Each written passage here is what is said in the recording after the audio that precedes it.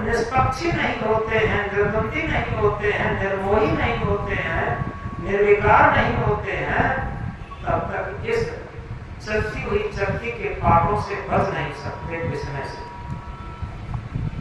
और इसीलिए सदगुरु कबीर साहब इंकलाब करके कहते हैं, चक्की चलती देखकर दिया कबीरा रोए, दो पाटन के बीच में साबुत बचा न।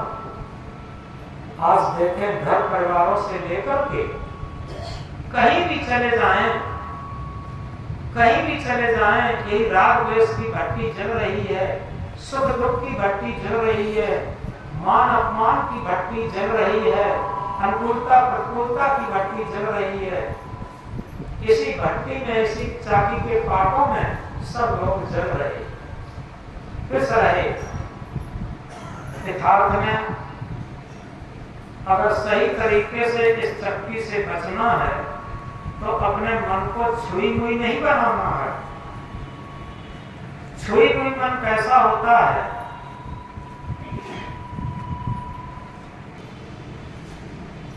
कभी छुई मुई पेड़ को देखा होगा, हाथ से छू लेते थे मुरझा जाता, तेज हवा में भी मुरझा जाता। ऐसे ही अगर हमारा मन छुई मुई की तरीके से रहता है, जरा सा दुख आया रो दिए और जरा सा सुख आया हंस दिए, ये क्या है? छुई मुई मन। हमें आप जिन भक्तों को आदर्श मानते हैं, जिन महापुरुषों को आदर्श मानते हैं, उनके मन की स्थिति को देखिए। उनका मन कितना मजबूत था। क्यों? ध्रुव 5 वर्ष की अवस्था में तपस्या के लिए गया, क्या जंगल में कठिनाइयां नहीं आई? लेकिन सारी कठिनाइयों को सहते हुए वो अपने लक्ष्य पर सफल हुआ। इसी तरीके से मीरा के जीवन में क्या कठिनाई नहीं आई? परिवार वालों ने जहर तक दिया, और जहर न दिया हो, जहर जैसी प्रतिकूलताएं तो निश्चित दी, और सारी प्रतिकूलताओं को सह करके मीरा मगन भई, कब? गलियां गलियां गुरु गुरु गाने लगे। अगर सही तरीके से देखें इसको निष्पक्षता के विचार से, तो मीरा राजस्थान की राणा परिवार की, छत्राणी परिवार की महारानी थी, और वो महारानी बनारस में, काशी में जूता टांगने वाले रविदास को गुरु बनाया। कितना निष्पक्ष, कितना मजबूत मन रहा होगा। आज गुरु जरा डांट देते हैं, जरा फटकार देते हैं तो मन विचलित हो जाता, और मीरा का मन कदापि विचलित नहीं हुआ, जिसका मन इतना अटूट था। लोगों ने बहुत कहा, बहुत बहकाया, लेकिन मीरा मगन भई, गलियां गलियां गुरु गुरु गाने लगी। मीरा के अंदर मगनता तब आई जब गुरु के गुण को गाने लगी, और जब तक गुरु को गुण को हम नहीं गाते हैं, निश्चित है हमारे अंदर मन मगन नहीं होता। क्योंकि हमारे मन की प्रसन्नता तभी आती है जब इस मन को कोई आदर्श मिलता है। ये मन किसी के रंग में रंगता है। कबीर साहब ने कहा, मन न रंगाए रंगाए जोगी कपड़ा, यानी कपड़ा रंगा के साधु बन जाते हैं, सफेद कपड़ा पहन के साधु बन जाते हैं। ये बहुत सरल बात है, लेकिन क्या मन को भी रंगाते हैं? जब तक मन भक्ति के रंग में न लगे, जब तक मन गुरु के रंग में न लगे, जब तक मन सेवा के रंग में न लगे, जब तक मन निस्वार्थता के, निर्मलता के, पवित्रता के रंग में न लगे, तब तक हम भक्त नहीं बन सकते, साधु साधक नहीं बन सकते। इसलिए हम अपने मन को भक्त बनाएं, मन को साधु बनाएं, और मन को ज्ञानी बनाएं, मन को ध्यानी बनाएं। निश्चित है मन में परिवर्तन आए, तब तो समझो कि हमारा जीवन सार्थक हुआ। तो हम कह रहे थे कि मन को छुई मुई न बनाना। यथार्थ में एक जगह ड्राइंग रूम में बैठे हुए थे,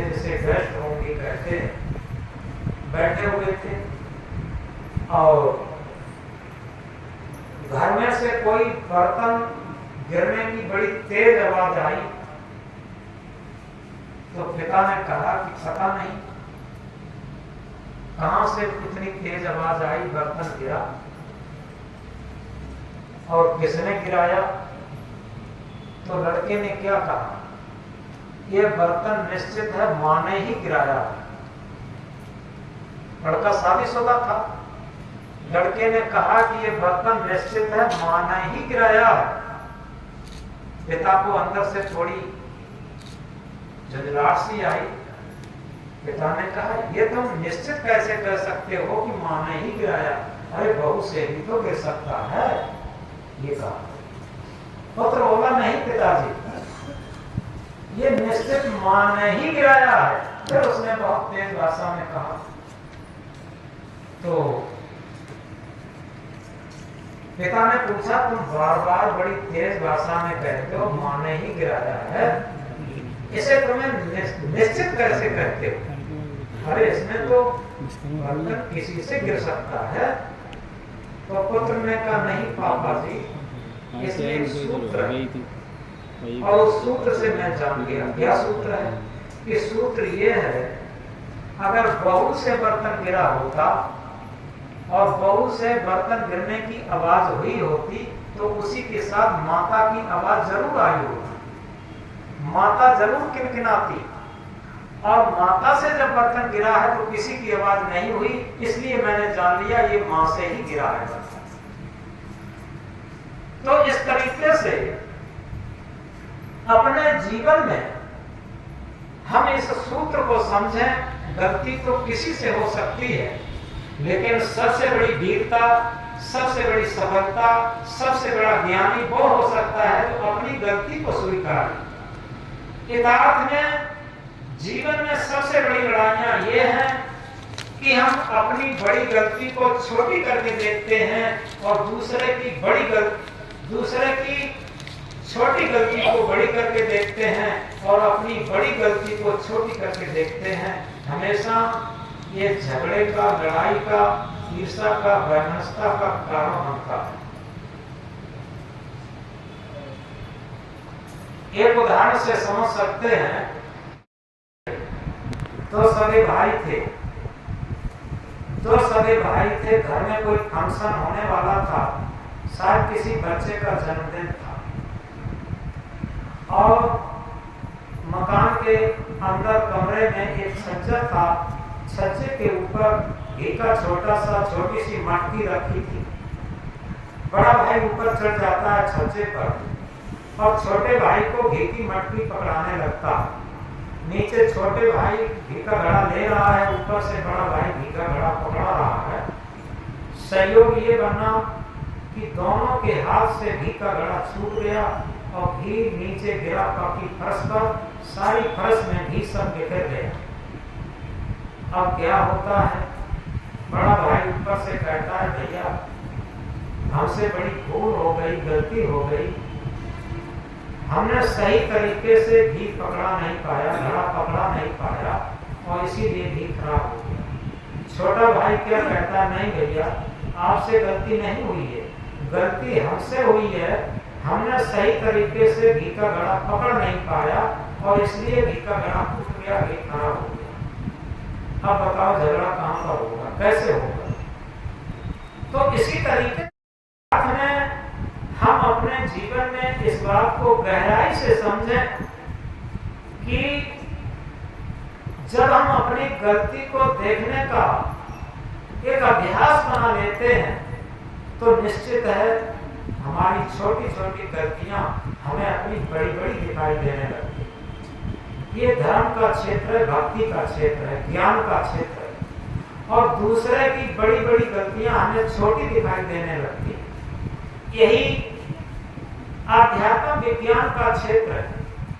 सांसारिक विज्ञान और स्वार्थी विज्ञान का क्या क्षेत्र है?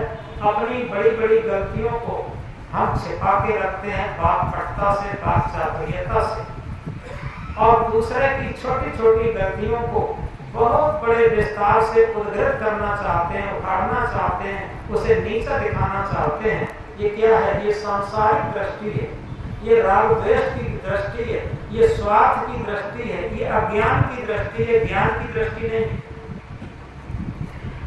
तो इसलिए ये बातें हम सब इसलिए कह रहे हैं कि कबीर साहब के इस महामंत्र पर निवेदन कर रहे हैं कि चक्की चलती देख कर दिया कबीरा को।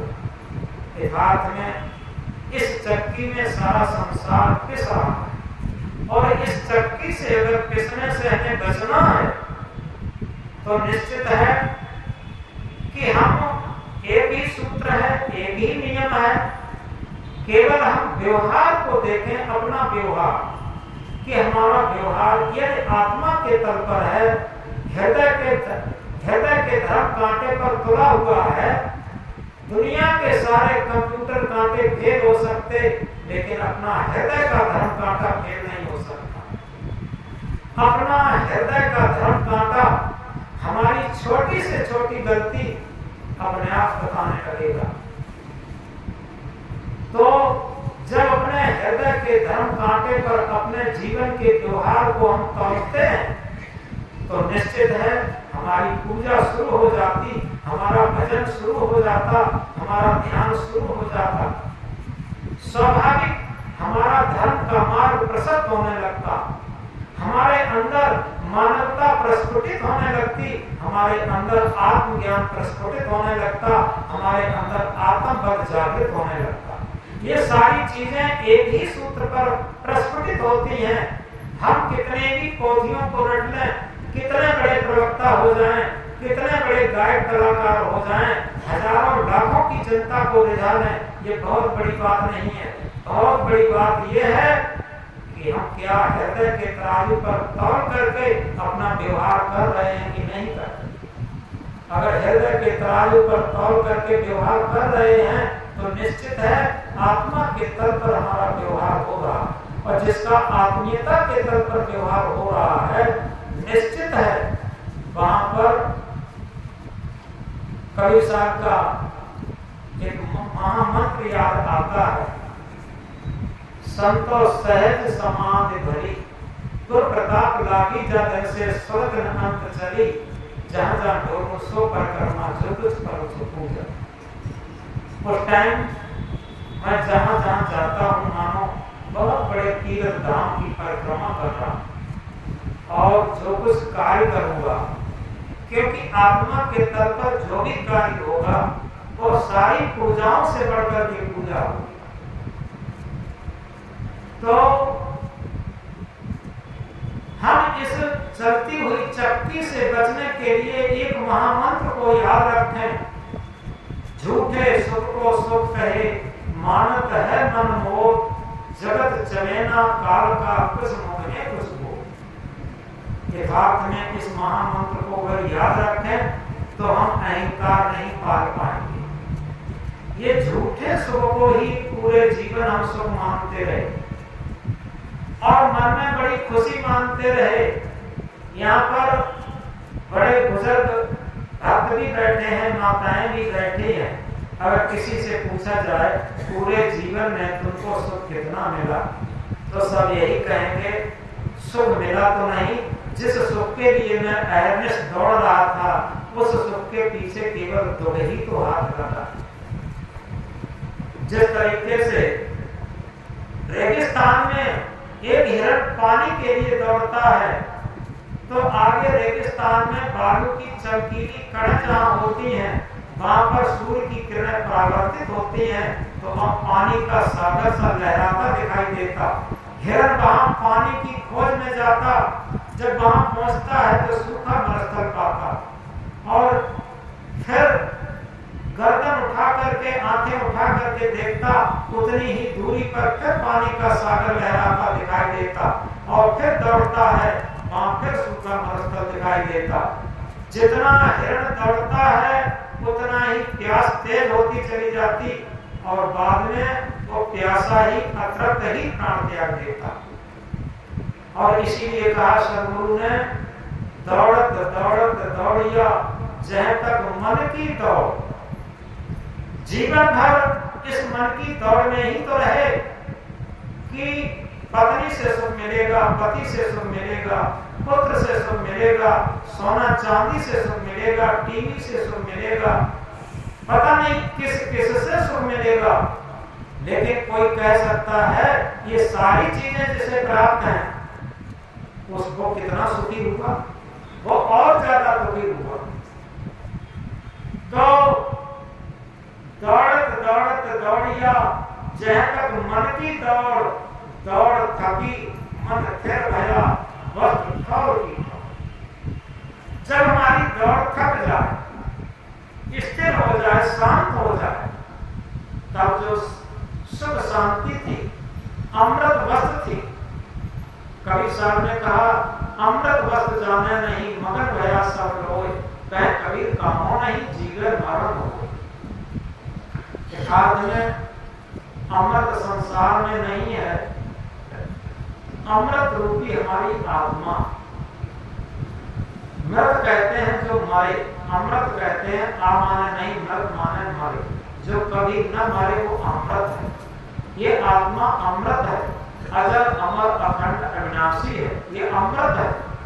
और उस अमृत रूप को जानता नहीं, मगन भया सब लोग, सारा संसार और इस मृत संसार में ही खुशी मना रहा।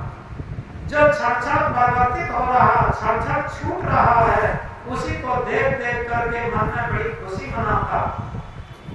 तो इस तरीके से यथार्थ वस्तु की दौड़त दौड़त दौड़िया जहाँ तक मन की दौड़, दौड़ थकी मन थिर भया वस्त्र ठौर की ठौर। जिस वस्तु को खोज रहे थे, जिस सत्य वस्तु को, जिस आत्म परमात्मा को खोज रहे थे, वो ठौर की ठौर, यानी आत्मा ही आत्मा को खोज रहा है, सत्य ही सत्य को खोज रहा है, ये भ्रम है। कबीर साहब ने कहा मोह को कहाँ ढूंढे बंदे, मैं तो तेरे पास में, ना मैं मंदिर ना मैं मस्जिद ना काशी कैलाश में, मोह को कहाँ ढूंढे बंदे, मैं तो तेरे पास। वो नहीं निवासी घन कुंजों का, गिर संगों से दूर कहीं, पंकज होठों में बास नहीं, चपला से रहता दूर कहीं। ग्रह गुहा में उसका वास नहीं, हो सकता नहीं निवास कहीं। पीले वस्त्रों का जटा जूट में है उसका आवास नहीं। दो संध्या मध्य मिलता है, कल्पना करो क्षीरोदर की। मंदिर में मस्जिद गिरजा में, काबा काशी के सन्निधि की। मैं खोज थका फिर मिला नहीं, अतिरिक्त शेष घट घटवासी। दिल भीतर खोजा तो पाया, मैं रूप सदा जो अविनाशी। मैं महान माया से बाहर, मानव करो विचार जरासी। अपने को छोड़ नहीं दूजा है, तत्व जगत का अधिशासी।